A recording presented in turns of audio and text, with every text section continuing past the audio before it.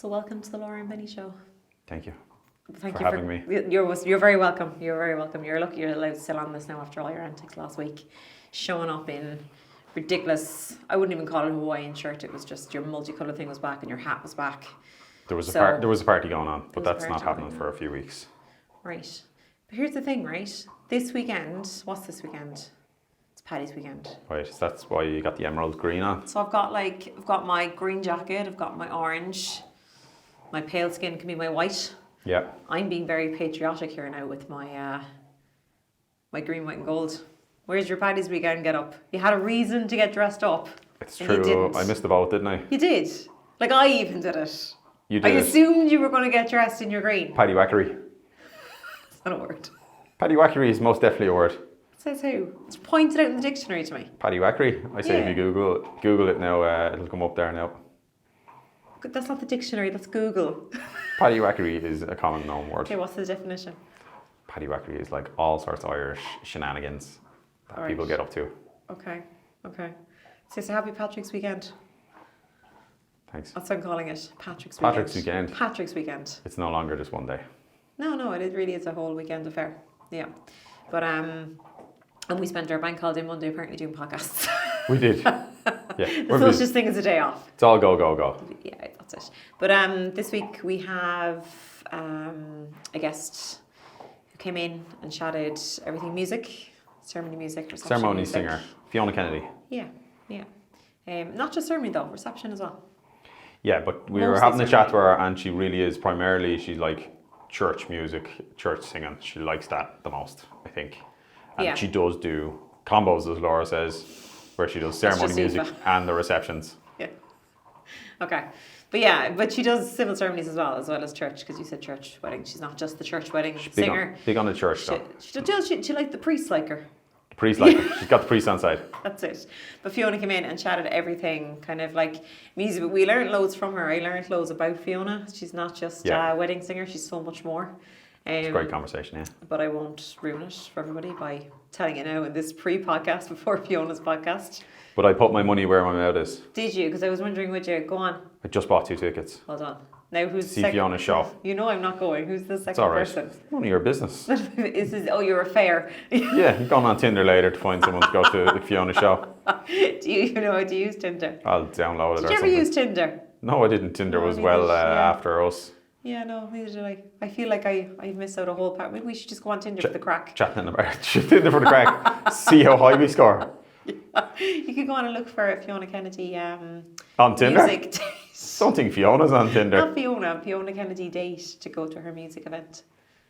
Yeah, that's what I said I'm going to do. On Tinder? On Tinder. So Might be expecting a bit more in the back row. Do you swipe left, right, up or down for that? Oh, I couldn't tell you. We were at my brother's stag and my cousin realised that like he was there like showing the lads, I'm on Tinder there and he's doing the flick or whatever, and then he realised after about 15 minutes he's swiping the wrong way. Did anyone actually come back and be like, yes please, I would like a date? He wasn't willing to pay. Apparently like there's all these catches. So really? So we were up in Belfast. And apparently you pay a fee, like so if you're in Belfast for the night out or whatever, you can pay a fee to see people locally who are up for the shenanigans, the Paddywhackery, if you will. You pay a fee, and then like within that kind of gives you a local radius of quicker connections rather than the long-term connections if you're looking for the quicker connection, say for one night out in Belfast. But he wasn't willing to fork it out. He was having the crack with the lads. This was what he was telling me, but swiping the wrong way. Okay. So I presume he was doing lots of yeses when he should have been doing lots of no's. We're like 2 old people sitting here going, I wonder if he's left right or swipe left. Apparently you have to upgrade for that. And then when you commit to meet up, you have to buy tokens. I don't know how it works, what goes on, and everything. You make that part up, the tokens. I'm not going to mention the slot machines, Laura, but like this could get out of hand pretty quickly. I mean, the conversations we were having earlier, and it's going to be the most cut up podcast, and now you're like just bringing this to an terrible level, and we're supposed to be talking about church music, singing, Fiona Kennedy. But anyway. Listen, Tinder has brought a lot of people to the church. The church should be actually sponsoring Tinder. Because if it weren't for Tinder, there would be a lot less matches or other sites like Tinder. Lots of people matching up, getting engaged, so the church going to mass. should be like advertising mass times on Tinder.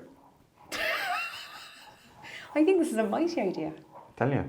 Like the ideas that come to us in this podcast, I need to start. I was going to say I need to start writing it down, but I suppose it's recorded, so I could just listen. Yeah, we're putting it on the internet. It's going public. It's grand, Laura. They'll hear about your ideas. They'll hear about my ideas. Okay, fair enough. Fair enough. But I bought tickets to the 30th of March show because we're putting Fiona out this week because she's got a show that she's promoting that's going to be like it's not next weekend, it's the weekend after. 28th and 30th of March. 28th and 30th, and it's not just music. No. She kind of explains it in the podcast later on, but like it sounds very interesting, and it's more than just going to listen to some songs, something a bit extra. She'll explain. Yeah. So I mean, it would be a good one if you're like looking to book a musician for your wedding ceremony or reception, or you really got Fiona booked and want a night out. You could go see Fiona live, which would be really nice. True. Or you might be married already, or never want to get married and just want a bit of a night out. On Easter weekend. Or you could be trying to impress someone on Tinder and just be like, hey, I've got an extra ticket to Fiona's show. How did this conversation turn into Tinder? Are you coming back? How did it turn into it? Don't know. Yeah. And then, since we're talking about the apps, what's the other ones? The Bumblebees or something?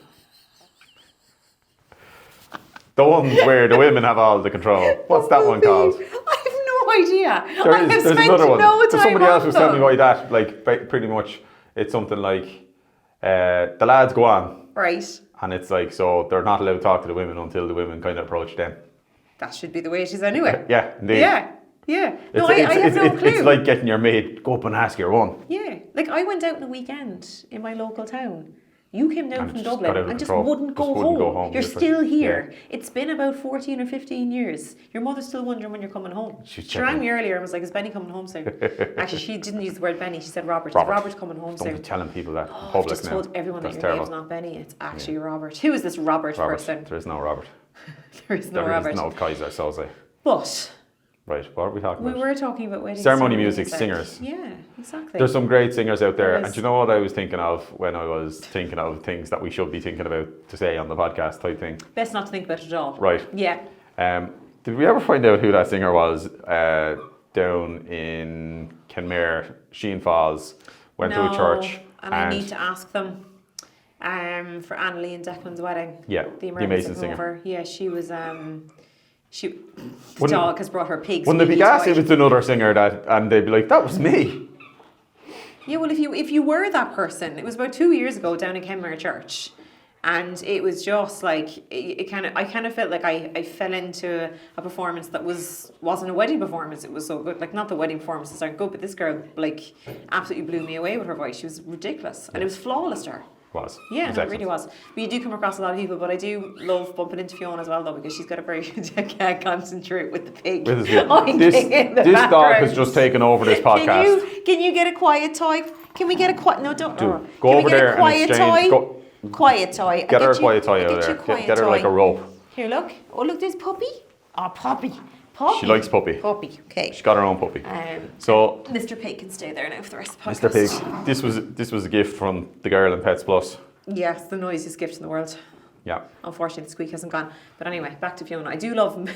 But the dog, people are probably going to hear some. If you hear bizarre noises, she's getting the other noise big. Oh, she's going for the squeaky teddy bear. That's fine. If you hear bizarre noises on the podcast, it's not our guests. It's not me grinding my teeth. It's the dog chewing something, wrestling with something, or trying to get a squeaky toy to squeak. Well, this is what happens when you've got like a 7-month-old puppy hanging out in your house. Yeah. Maybe she's trying to get more followers on Instagram by disrupting our podcast. She does have her own Instagram page. Banshee Babette. Yeah. But I love bumping into Fiona though, because she has such a distinctive voice. Yeah. That like even if someone, because sometimes you're talking to couples and they've gone through so much information and you're asking them, you know, who's your florist and who's your hairdresser and who's your makeup artist, and they're kind of giving you information. And for us as well, like we see that a lot of the same people. So if we know who the florist is, we kind of know their style, so we know the kind of things they'll have going. Yeah. And just throughout the different suppliers. But sometimes you talk to people and you say, who's your ceremony singer? And they'd be like, oh, they just blank in the moment. Do you know the girl? Oh, she's very good now. She's on a guitar, blonde hair, and I'm probably going in my head, yeah, that probably is Fiona. But then if I'm at the church door and they're about to walk up the aisle, kind of thing, and you hear the music starting, like I know it's Fiona. Yeah. Without seeing Fiona, and I really love that because she's got such a distinctive kind of way about her, and a lot of the musicians will be like that as well. That if you didn't hear the name, you know it's them. Yeah. From a distance kind of thing. Because they're also very talented. But we went through so much Fiona, and I love hearing the musician's background. Yeah. Because I suppose when we see them, we go out at weddings and it's kind of, we see them in the same setting. doing, I suppose, the same actions when it comes to same number of songs, different songs every time. And we did touch on This is hilarious. She's now found the third squeaky toy. Can you go in the hall, Pet? Yeah, go in the hall. Fabulous. I shouldn't have fed her before the podcast. She's got an extra bit of fuel. Because we would we bump into suppliers, and you might have that brief interaction chat. How are you getting on? What's thing going on? Something maybe small, a bit of an interaction. Yeah. but then. Yeah, usually the conversation on the day is about the day. Like you're chatting about the couple, or you're chatting about like what's happening next. But yeah, no, I knew Fiona had done kind of a lot of bits and pieces outside of weddings, and I was calling it bits and pieces because I didn't realise the extent of the amount of albums she's released and the amount of gigs she does outside of weddings, and she's got some amazing stories from back in the day. Yeah, back in the day is what I like to call it. But anyway, Fiona's going to talk we talked to Fiona for ages, and we talked the in-depth of that, so people can listen to that and do check out Fiona if you're kind of looking for a ceremony singer. Do kind of watch out for that podcast. It's good thing to kind of have that connect with your singer if you watch that. But like, what other kind of things stick out to you, like in terms of ceremony music? Because a lot of people are getting like the instrumental quartets. They're kind of big at the moment, and they have been over the last 5 years. There's lots of very talented string quartets. And then there's new singers that randomly come up, and then there's soloists, whether on pianos or guitars or whatever. But there's loads of stuff, isn't there? But I think there is, and I think it's kind of more, it's the person that brings the certain kind of like personality to it kind of thing. So like everyone has their own style of doing things. I do love the string quartets and trios. I find that like, and they are lovely in the churches because you obviously get good acoustics in the churches and stuff. But I find when you're in a civil ceremony, and you have the string trio or quartet there, I think because the space is just a little bit it's just a bit smaller kind of thing, and I suppose you can see them because sometimes the way you'd hear things in a church, but they could be up on a balcony or they could be kind of tucked around the side. But I think the visual of a string quartet, I've seen them actually play instruments and 3 different instruments. Exactly. I think it kind of adds to it. So I think when you're in the civil, that's just me personally. I find when I'm in the civil ceremonies, I think I pay more attention to the instrumental, the quartets, the trios, when you can actually physically see them. And they're usually quite close to the bride and groom, so they can actually see them as well. Because they a lot of time positioned kind of like up the top, to the left, to the right. Obviously, it depends on the space. It might not be the case. But the majority of the time, so it's kind of like, it's in everybody's eye line. And I think that works really, really well. But you're right, though, there is a lot of, we think we've seen, like, we have seen so many different types of musicians playing at ceremonies. But you now and then, someone says a name to you and you go, yeah, no, I have never heard that name kind of thing. And then you go along and they blow you away and you're kind of going, oh my God, that's amazing. We did one recently and I think it was down in Killarney, and there was, she was kind of like tucked away at the back of the church, so I didn't actually get to see her until the end of the ceremony. But I remember her voice was so big and it was so beautiful, and I was kind of thinking, Jeannie, like I couldn't remember who said it was, and I was like, who is that now again? And I looked, she was only like, was it Maddie Courtney was her name? She was only like about 18 maybe. I could have this wrong now. Poor Maddie's like, I'm 21. But she looked really young kind of thing. But she's this really small, young looking girl. Oh my God, the voice on her was just amazing. She was in a big cathedral, and she was able to, like, as a soloist with just a guitar, like, hold people's attention for the songs that she did play. It was amazing. Yeah, no, it was great. I think when you were inside in the sacristy signing, because that's what they do in Killarney Cathedral. She sang a couple of songs. I think she got her a round of applause really when you wouldn't expect it again. Yeah, well, that's it. And I think to get a round of applause in a church, you see it sometimes. But I think people feel like it's inappropriate. They're not supposed to, They're not supposed to. So when it does happen, they feel like, I don't care how appropriate or inappropriate this is in the moment. It's like when the reflection reading happens, and it's not just a poem that everyone knows, or it's not the standard kind of jingle of a reflection type thing. It's kind of when it's something different and it's delivered well. Like sometimes randomly you get the applause. You do? No, you do. Yeah. And I think sometimes as well, when the musicians are there and say they're doing the reflection, or they're doing the very last poem or something at the end of the ceremony, and the musician will kind of impromptu throw a little bit of instrumental music very lowly in the background that kind of goes in the background while they're saying it. And listen, as humans, do you like that? I do, because it kind of, you're probably going to say, no, I don't. I prefer just to hear the reading. Go on, tell me what you think. No, I'm just You asking like you, it? do you? No, I do like it I'm not because saying I don't like it. I'm just saying what it's doing is it's numbing two parts of your brains. It's numbing two parts of your brain. It's numbing your brain. It's occupying your brain while you're also listening to words. Yeah. And it can But I kind it can of pulled really the be heartstrings positive. a bit, I think. Oh, you're going for well, this is a new one. She has taken it. You should have taken her pig, and she's gone. As Derek Burke said, a Springer will find a way. We better move those cakes. Are you getting down? How are you going to get down again? Come on this way. Oh, puppy. Down she goes. Yeah, it's kind of like we were warned. We haven't seen whatever stories we had. He goes, you haven't seen half of it because Springers find a way. They'll be up on everything. But that's gas now. That she didn't. She just did it because she knew you were going to where you put the pig. I kind of feel like the people that haven't come in, like there's loads of people coming in to do podcasts with us, but the people that haven't come in, I kind of like, I have a pre-warning. Please say you like dogs. Do you like puppies? And do you like to be jumped at while you're trying to concentrate on a podcast? Yeah. She's now getting on the table for her pig.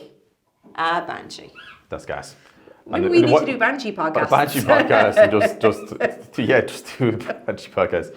But I suppose as well, we should probably let people know, like, there's a bit of a live pre-recorded trickery. It's kind of, we should probably lean into it a bit more the way Graham Norton does. And he's like, oh yes, this is live. And then he's talking, oh no, you can't mention that date because this show isn't going out yet, type thing. Well, at this rate, they're going to have to put on Christmas jumpers like in a few weeks because by the time that the amount of people are coming out week to week will be into Christmas, they're going to have to dress appropriately. Yeah. But we're engaging in a bit of trickery when we say it's going live. Don't tell people your tricks. Don't be giving away your tricks. I'm not giving away the tricks, but just in case some suppliers coming in and all of a sudden they're like, I'm live. They've started to go live. It's supposed to tune in.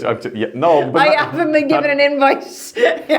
But it's like the panic of recording the behind the scenes of telling the dog to stop jumping on the table or whatever it is. You just think you're being all smart and techy, finding ways around Instagram reels. No, I'm trying to put people at ease who are coming into the podcast. That it's not live, no.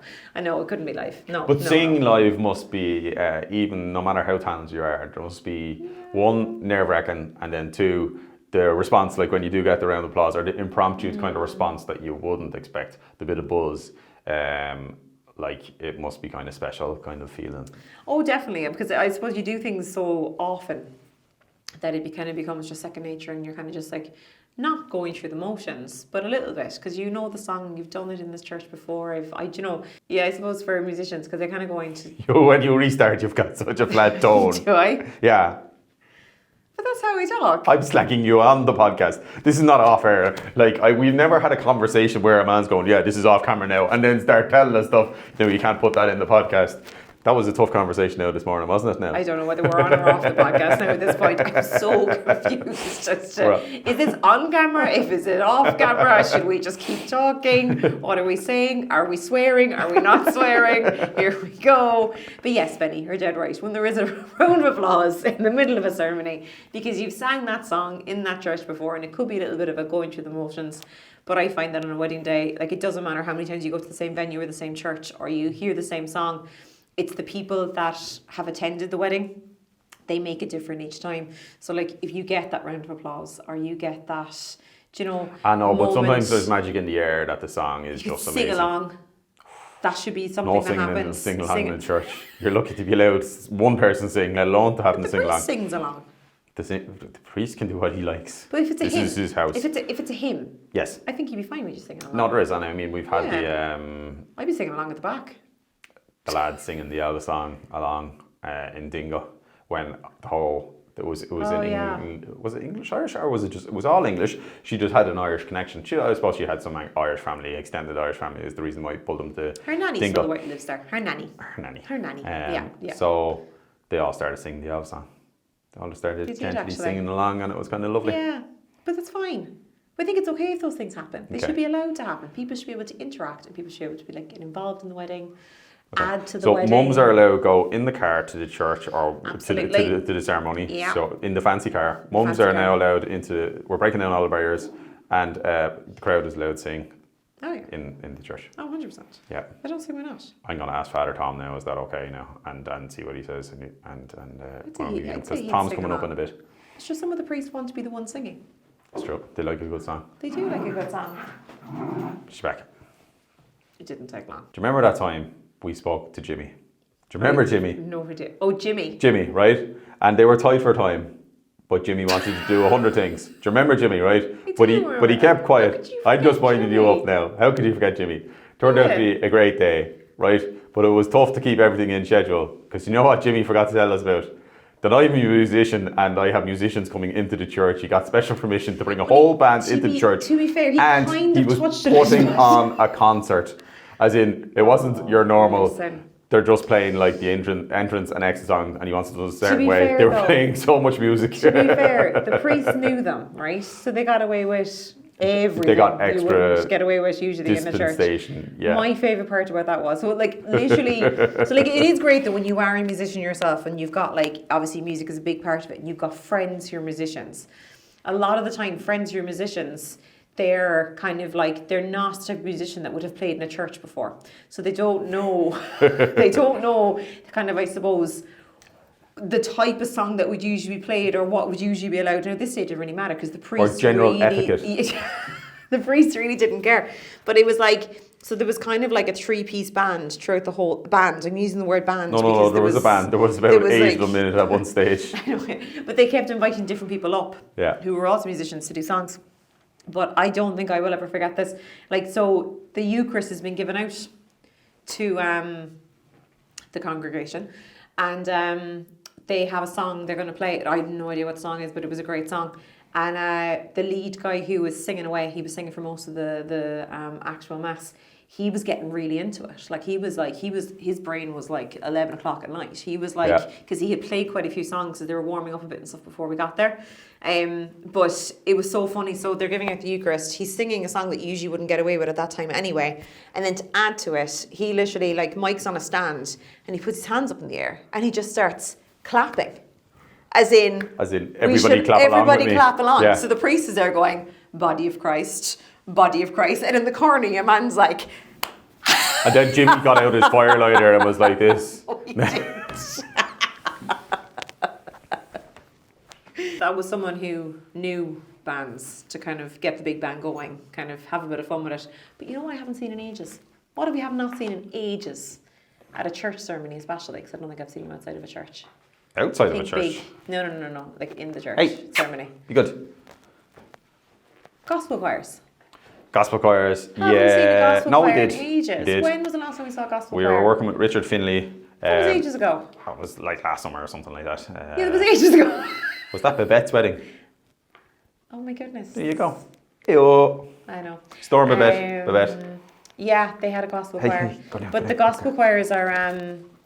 But the gospel choirs, when you're hiring a gospel choir, it is kind of you do need to give the time in the ceremony to the gospel choirs, because they're not going to play a shorter version of a song or something. So you've hired all these people. The gospel choirs can be used. It can be 30 people show up in a gospel choir.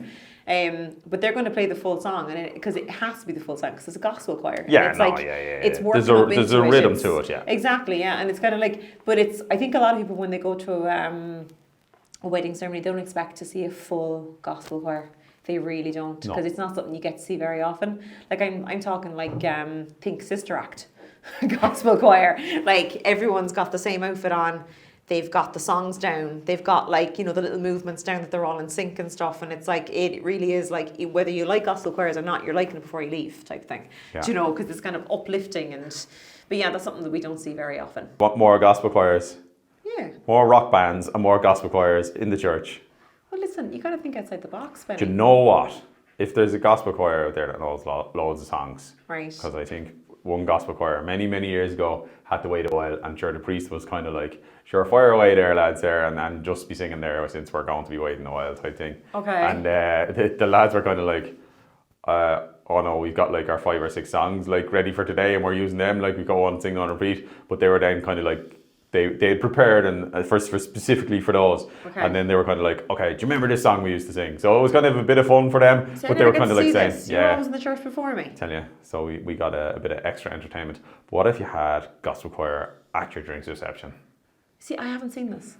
Is this a thing? No, I'm just suggesting that maybe we should bring the rock bands into the church and the gospel choirs into the hotel. But I don't see why not, Benny. Could be to a bit of honest crack with if you. you're in I think it, it could be a space issue, though. Space They issue. need the space Just of a bring church them for a out gospel choir. in the sunshine, singing Right. out the back garden. Okay. Seems a bit extreme. But I suppose, yeah, you'd bring your soloist and your guitarist and your pianist from the church. Maybe you're not your organist to the drinks reception, but don't say why not. It could be an idea. Yeah. That could be, so you're starting a new trend. Gospel choirs and the Gospel drinks choirs and reception. drinks receptions. Because this morning we were starting, our guest this morning was a trendsetter from the beginning. Like, I mean, he was the one that created ceremony music, apparently. So we'll have to backtrack all day on that. packages now. In fairness, like he did not say. We must clarify. No, this is what he said. He did not say he invented ceremony music. That's pretty impressive now. He's 172 years old.